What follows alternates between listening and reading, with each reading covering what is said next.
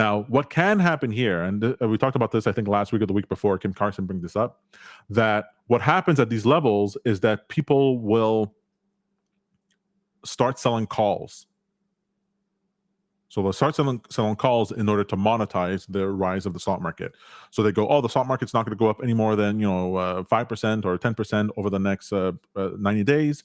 Let me sell calls, which is an option to that's you're betting against the idea that the stock market will rise much more than that. And so you can have this environment where the market gets pinned near all-time highs. If we take a quick look at the NASDAQ, I'll show you what I'm talking about. Yeah, let's get a chart up on the screen. Love these charts. So let's say we take a look at, let's just take a look at SPX.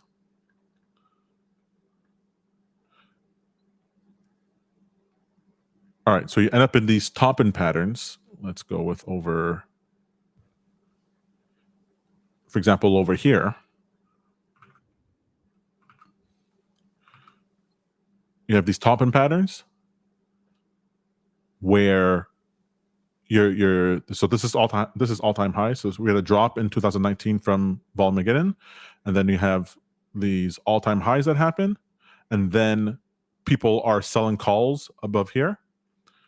The stock market breaks into there, and then there's a bunch of covering that happens because people were betting for the stock market not to happen over there. So you have shorts that get shorts that get squeezed out. You have people who bought calls that who sold calls, uncovered calls who get squeezed out. You get up to a major thing, then a crisis happens. This sort of thing happens again and again. Happens over here in the 2017. I think that was the last Trump win.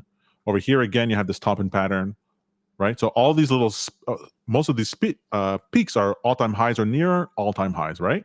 That are happening. Mm-hmm. Then you have the crash that happens. So you can get pinned. The market can get pinned in these areas at all-time highs and not go like crazy high from there. This is global financial crisis, which was a little bit more exuberant. And this is the .com where you have this sort of pattern.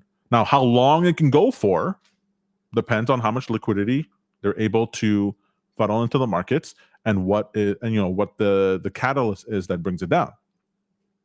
Is it a war? Is it a plague? Is it a cyber attack or whatever it is? So we don't know. So the trade for right now would be it's hard pressed to tell anybody to short. I think shorting is terrible idea unless you have some sort of edge, some sort of expertise. You've been doing this for a while. You don't start buying puts now every month until the market goes down. That's sort of like silly. Way better just to hold your money on the sideline, wait till the market goes down and then buy, because you know it's going to be a V bottom from the bottom.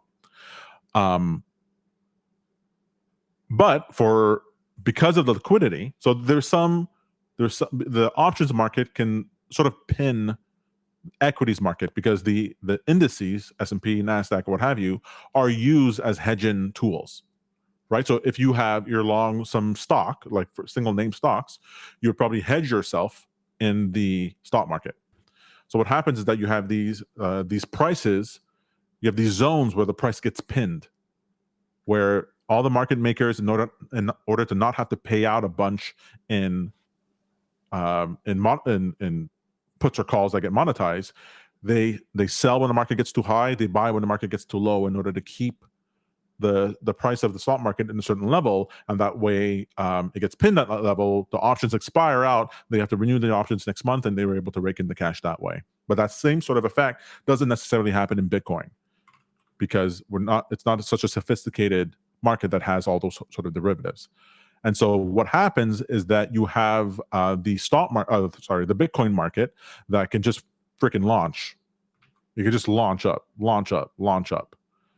And if we toss on Mike's liquidity indicator here, what was it? Do I have it? One second here. I think it's called Mike's indicator.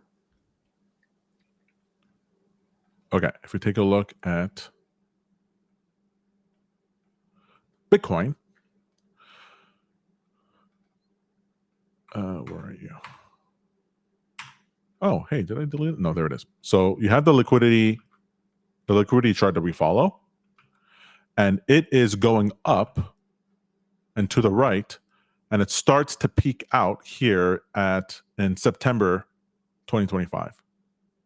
So my likelihood right now, depending on seeing how the chart is right now, is that we're going to continue to rise. Bitcoin is going to continue to rise pretty dramatically until around September, mid-September. So September, October makes sense. That's usually when there's going to be any type of weakness within the markets. It happens 4 times during the year, especially during September, October, especially during March, April. February, March, April. And so I would expect Bitcoin to go up from there. So long Bitcoin, long assets, that can happen all the way up until that point. Do I say buy Bitcoin now? Hey, I said buy Bitcoin was at 74. I don't know what to tell you. But yeah, I think Bitcoin still goes up.